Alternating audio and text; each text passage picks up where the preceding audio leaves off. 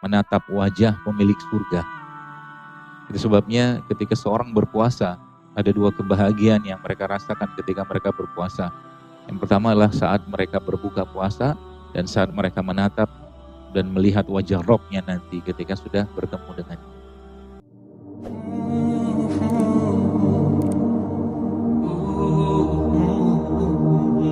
Manusia yang ketika kita menyebut namanya dan kita bersalawat kepada Allah, berikan kepada kita tambahan pahala lagi dengan salawat tersebut.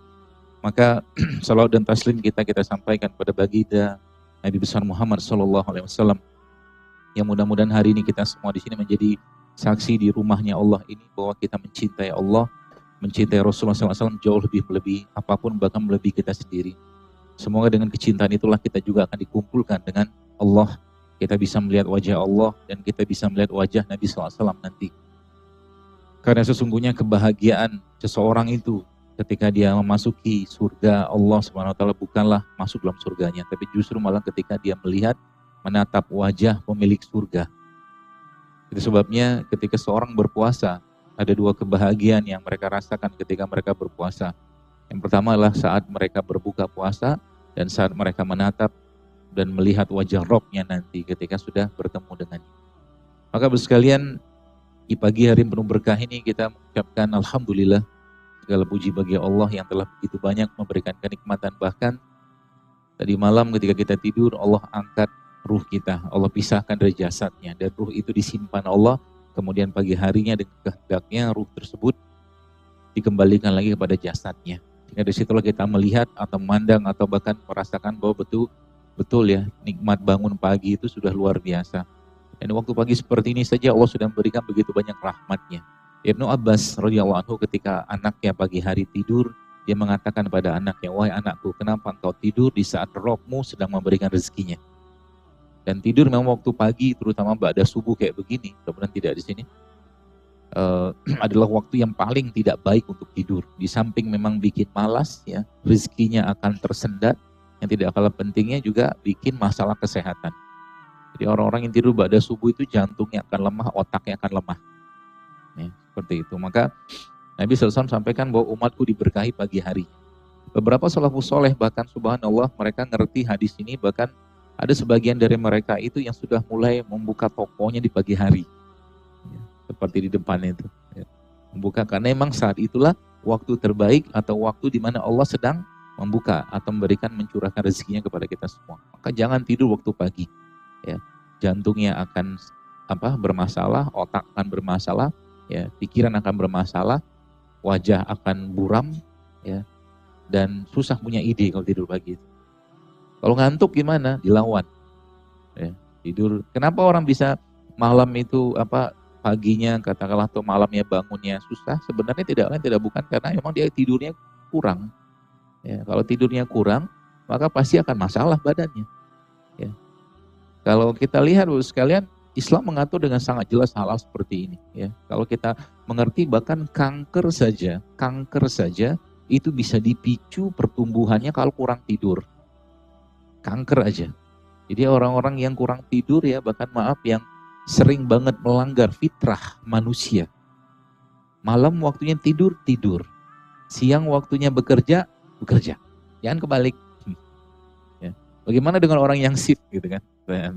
Orang yang kerja malam, yang kalau bisa cari kerjaan yang tidak sip-sipan kalau bisa. Ya. Tapi kalau udah sip-sipan ya harus ada kesempatan badan diberikan haknya. Ya. Dan kalau sudah ada jam biologisnya bos sekalian, maka sebenarnya Allah memberikan. Jadi kenapa kalau kita lihat matahari itu kenapa bersinar, bercahaya? Ya. Jadi kalau kita melihat Allah Subhanahu wa taala menyatakan dalam Al-Qur'an, "A'udzubillahi minasyaitonirrajim. Sanurihim ayatina fil afaq wa fi anfusihim hatta yatabayyana lahum annahul haq." Kata Allah, kami akan perlihatkan tanda-tanda kebesaran kami sehingga penjuru langit dan pada diri mereka sendiri, sehingga jelaslah bahwa Al-Quran itu benar. Kita lihat matahari pagi, mata kita tangkap cahayanya tadi. Waktu kita bangun tadi, Bapak sekalian, terjadi mulai perubahan fisiologis hormon.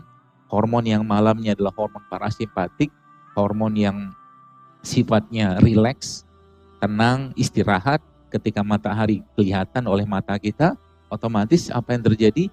Terjadi perubahan. Jadi ibarat kata tombolnya itu diubah. Allah yang ubahnya.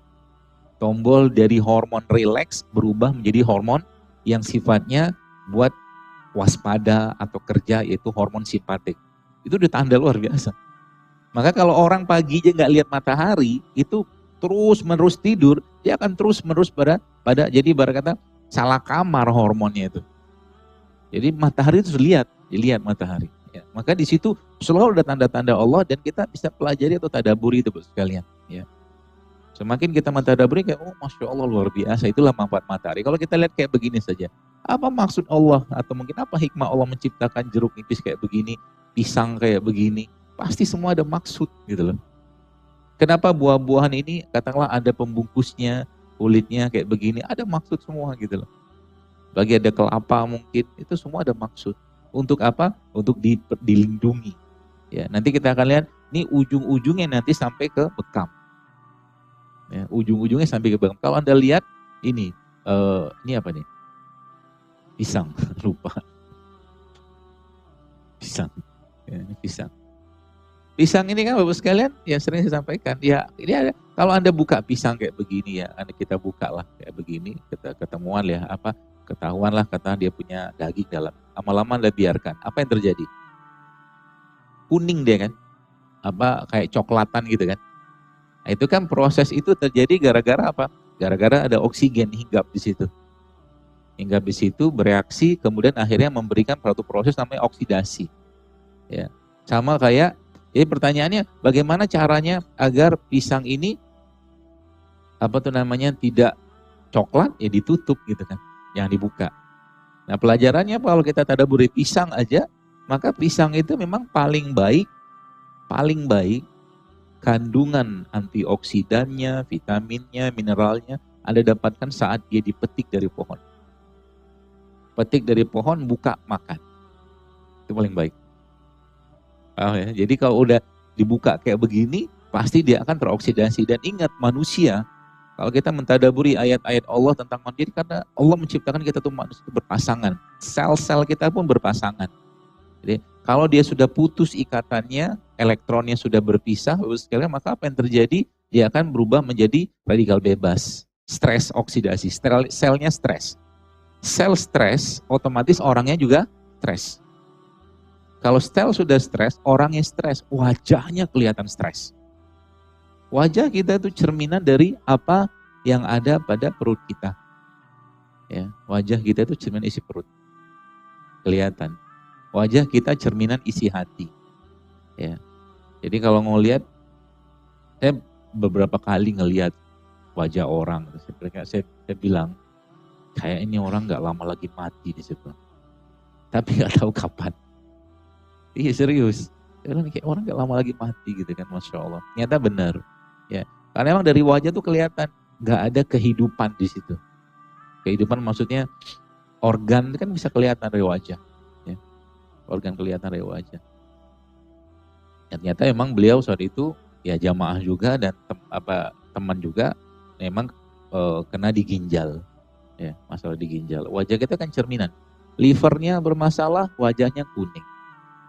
Matanya kuning. Itu mata lebih dahsyat lagi kalau kita tadaburi. Jantungnya misalkan atau mungkin darahnya bermasalah, mungkin anemia atau apapun, pucet ya. Termasuk juga wajah yang nggak ada senyum-senyumnya gitu. Mungkin banyak utang atau mungkin kreditnya belum kebayar. Jadi itu salah satu. Dan kita akan bahas sekarang bagaimana caranya memperbaiki itu. Ya, bagaimana cara memperbaiki. Karena selama ini ya kita nggak banyak bahas hal-hal seperti itu.